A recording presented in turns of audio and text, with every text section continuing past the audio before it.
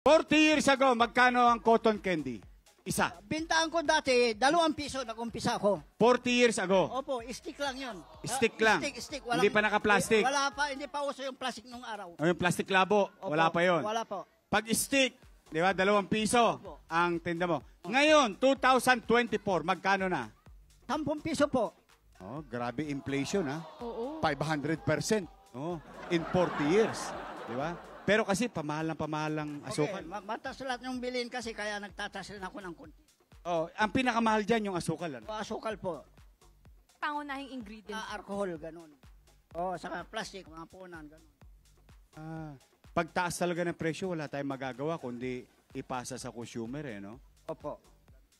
Sino mga customer mo, mga bata lagi? O mga bata, sa mga eskwelahan, kahit sa lugar, yan. Si Mrs. nasaan? Sa bahay po. Anong pangalan niya? Chilita po, Corton. O, bati mo. O, Oy, bati mo. mahal, andi dito na yung ano mo. Mahal, oh! Oo naman. Ang sweet naman ni tatay. Mahal! Oh, nako, mahal na mahal ka raw ni tatay Oka. Nay. Ase, anak? Oh, Andito eto, ang alika anak. rito. Hello. Eto, panganay mo. Ano po pangalan nyo? Nako, isa pa nga, entrance. Teka lang ha. Ay! Gusto ko makita ni Tatay Oka. Tatay Oka, alamin ang katotohanan. Pasok! Pasok! Rampa! Ano kayo? Tabi kayo ni Tatay. Halika. Ano, kakatuwa naman itong anak. Ano Mare? Norin Nahera po. Ano? Yes po, Norin Nahera. Norin. Murin. Norin. Tay, eto lang ha. Tutuwa naman ako sa iyo. Tanggap mo yung anak mong ganyan. Yan ang nasa ano niya, talagang ano natin, tatanggapin natin. Kasi hindi ko mapipigilan siya kung anong gusto niya na ano lang, wag lang siya maggagawa ng mag-isip na mag-ano-ano ng Sa bagay. sa mga bagay para kung anong karuban niya mag-ano siya maayos, kahit ganyan siya, okay lang, tanggap ko na po siya. Tay, nakaka-proud ka na. Oy, ang galing mo naman. Nakaka-proud. Sabi ng iba nating televiewers at nasa kanan ko, sana all. Oh, na maunawaing magulang, di ba? Oh, pero ikaw naman, Morin, ikaw ba nag-aaral? Hindi na po. Ano tinapos mo? Senior high school po.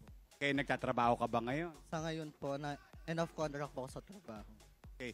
Ano masasabi mo na isa ka sa mapalad na individual na nire-respeto ng tatay mo yung personal mong preference?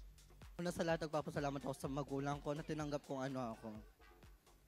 Opo, kung ano po yung gender identity ko. Maraming salamat po. Maluwag nilang tinanggap. Yes po. Swerte ka. Kasi marami rin naman tinatanggap.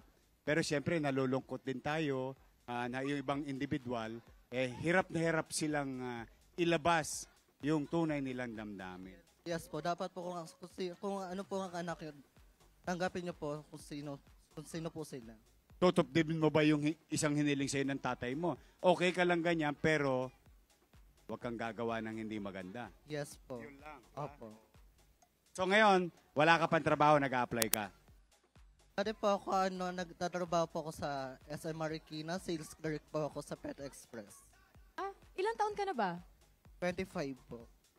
Talaga pa. Oh. Talagang ano pa, malakas pa. So, Ngayon, nagtatrabaho ka pa rin doon? Ngayon po, naghahanap po ako ng trabaho. Apply lang po ng apply. Ganun pong ginagawa ko ngayon. Oh. talaga? Oh, malay mo. Oh, alam mo, tingnan mo yung page ko. May nakalagay doon. We're hiring. Wow. Malay, Ay, oo, magkatrabaho. abangan mo yun. Gusto mo magtrabaho sa BGC? First not po, pwede naman po. Iyon eh. Okay. Ikaw, ano ang pangarap mo sa buhay?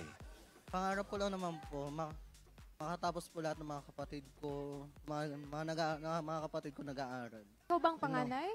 5 po kami magkakapatid, panganay po ako.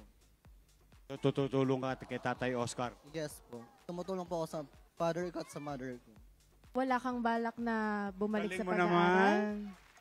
Galing mo naman. Oh, kita mo mas productive siya. Oh, kasi wala na siyang hindi na siya namumuhay sa loob ng kahon.